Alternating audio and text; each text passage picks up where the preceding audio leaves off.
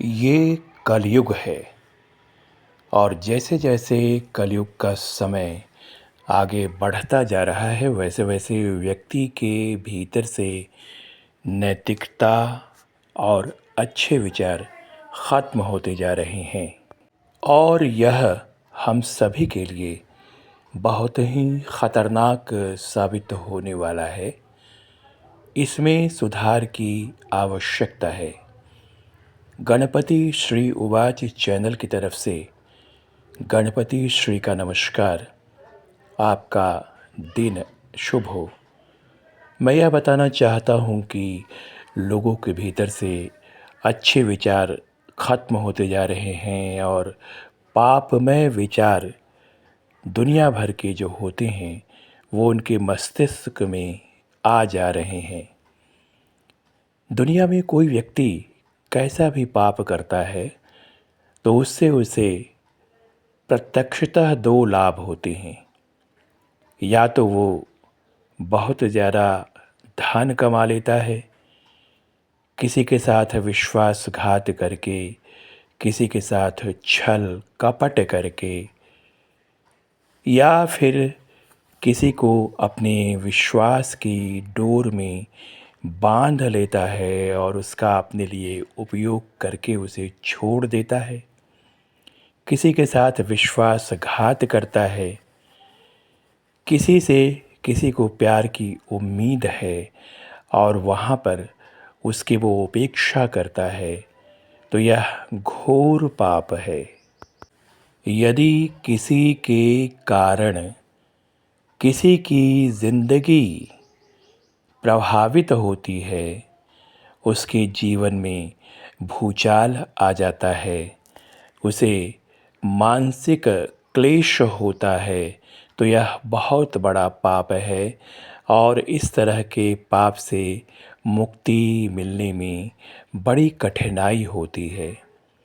आपने देखा होगा कि बहुत सारे लोग विश्वासघात करते हैं, पीछे से छुरा मारते हैं, कभी धन संपत्ति को लेकर, कभी प्रतिष्ठा पद को लेकर, कभी अपने स्वार्थ की पूर्ति को लेकर किसी की भी पीठ में छुरा मारते हैं, तो यह ऐसा पाप है जो उसके लिए बहुत महंगा पड़ता है।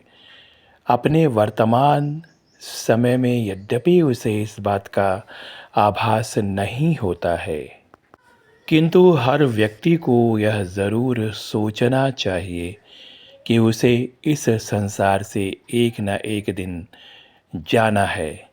अगर कोई व्यक्ति किसी व्यक्ति के कारण धरती से चला जाता है, आपने ऐसा देखा होगा, सुना भी होगा कि बहुत से लोग किसी के साथ इतना छल करते हैं कि उनका दिल टूट जाता है और वह धरती छोड़कर चल देते हैं।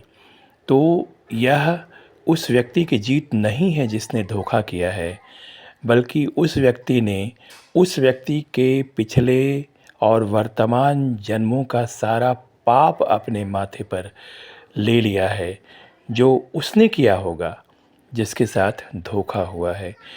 तो यह बहुत बड़ा रहस्य है, इस रहस्य को समझाया जाना चाहिए। आप देख रहे होंगे कि आजकल के बच्चों में संस्कार भी ख़त्म होते जा रहे हैं। हाल फिलहाल की घटनाओं ने दिल को झकझोर दिया है। पिता पुत्र का रिश्ता, भाई भाई का रिश्ता कलंकित हो रहा है।